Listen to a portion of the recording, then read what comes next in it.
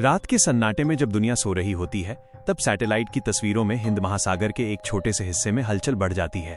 कल्पना कीजिए एक ऐसे संकरे समुद्री रास्ते की जो इतना पतला है कि अगर वहां दो बड़े जहाज खराब हो जाएं, तो आधी दुनिया के घरों की बिजली गुल हो सकती है और करोड़ों लोगों की गाड़ियां सड़कों पर खड़ी रह सकती हैं।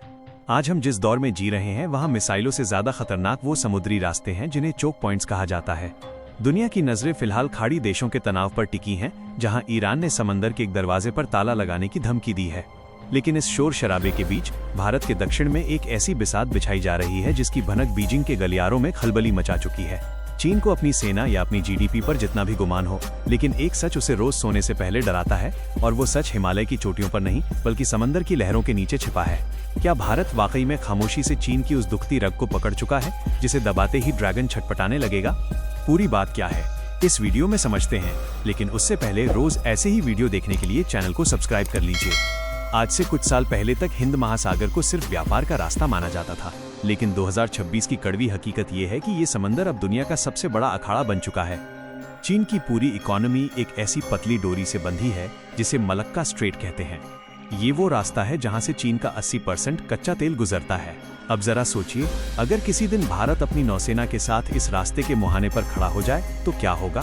चीन की फैक्ट्रियां कबाड़ बन जाएंगी और उसकी चमकती हुई चमचमाती अर्थव्यवस्था ताश के पत्तों की तरह ढह जाएगी। चीन इस खतरे को बहुत पहले भांप चुका था, इसीलिए उसने स्ट्रिंग ऑफ पर्ल्स के जरिए भारत को घेरने की कोशिश की। उसने श्रीलंका से लेकर मालदीव तक अपने नोटों की गड्डियां बिछाईं ताकि भारत की घेराबंदी की जा सके।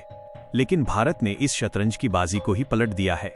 भारत ने अंडमान और निकोबार द्वीपों को अपनी रक्षा की पहली दीवार नहीं बल्कि हमले का सबसे बड़ा लॉन्च पैड बना दिया है। ग्रेट निकोबार में चल रहे विशाल प्रोजेक्ट्स सिर्फ व्यापार के लिए नहीं हैं। ये वो आंखें हैं जो मलक्का से गुजरने वाले हर चीनी टैंकर पर चौबीसों घंटे नजर रखती हैं। चीन की घबराहट का सबसे बड़ा सबूत उसके वो जासूसी जहाज हैं जो रिसर्च के नाम पर हमारे समुद्री तटों के चक्कर काट रहे हैं। वो पानी के नीचे के उन रास्तों की मैपिंग कर रहे हैं जहां से उनकी पनडुब्बियां बिना पकड़े गए निकल सकें। लेकिन उन्हें ये नहीं पता कि ये नया भारत दुश्मन की चालों का इंतजार नहीं करता, बल्कि अपनी चालें पहले ही चल देता है। भारत ने ओमान से लेकर वियतनाम तक अपने सामरिक ठिकाने मजबूत कर लिए हैं। इसे आप नेकलेस ऑफ डायमंड्स कह सकते हैं, जो चीन के हर कदम को बेअसर कर देता है। हॉर्मुज में जो हो रहा है वो दुनिया के लिए एक चेतावनी है।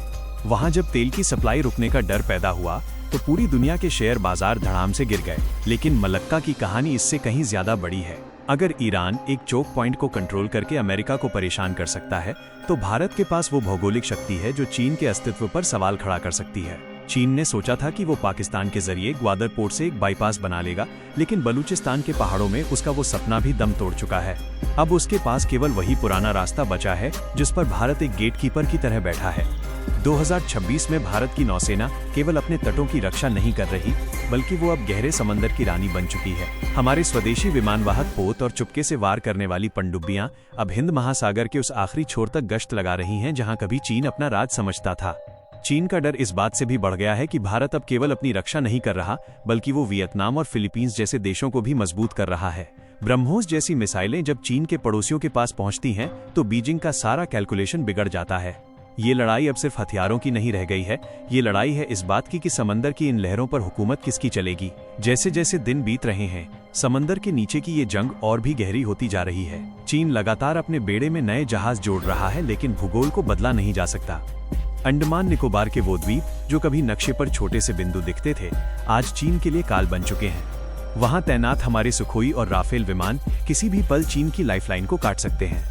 चीन को पता है कि अगर उसने सरहद पर कोई भी दुस्साहस किया तो उसका अंजाम उसे वहां भुगतना पड़ेगा जहां उसकी सबसे बड़ी कमजोरी है। आज की ग्लोबल इकोनॉमी में एक दिन का ब्लॉक भी किसी देश को दशकों पीछे धकेल सकता है। भारत की ये नई रणनीति शांति के जरिए शक्ति की है।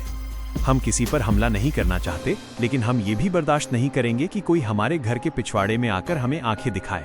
ईरान और इजराइल की जंग ने दिखा दिया है कि जब बड़ी ताकतें आपस में टकराती हैं, तो जीत उसकी होती है जिसके पास चोक पॉइंट्स की चाबी होती है। भारत ने वो चाबी अब अपने पास संभाल ली है। चीन के जासूसी जहाज जितना चाहे डेटा इकट्ठा कर लें, लेकिन वो भारतीयों के उस जज्बे को कभी नहीं माप पाएंगे जो अपनी जमीन और समंदर की हिफाजत के लिए किसी भी हद तक जा सकते हैं। 2026 का ये साल इतिहास में उस मोड़ की तरह याद रखा जाएगा जहां से एशिया की शक्ति का केंद्र हमेशा के लिए बदल गया। अब सवाल ये नहीं है कि चीन क्या करेगा, सवाल ये है कि क्या चीन अपनी बर्बादी के डर से अपने विस्तारवादी इरादों को छोड़ पाएगा। अगर आने वाले समय में मलक्का स्ट्रेट में तनाव और बढ़ता है तो क्या दुनिया एक और महायुद्ध की गवाह बनेगी, या फिर भारत की ये खामोश घेराबंदी चीन को बिना गोली चलाए घुटनों पर ले आएगी? आपको क्या लगता है, क्या भारत को मलक्का के रास्ते पर अपनी पकड़ और ज्यादा सख्त कर देनी चाहिए? आपको क्या लगता है? आप अपने विचार कमेंट में जरूर लिखें। और अगर आपको ये वीडियो पसंद आया हो तो इसे एक लाइक करके हमारे चैनल को सब्सक्राइब कर लीजिए, क्योंकि रोज इस चैनल पर ऐसे ही वीडियो देखने को मिलते हैं। धन्यवाद।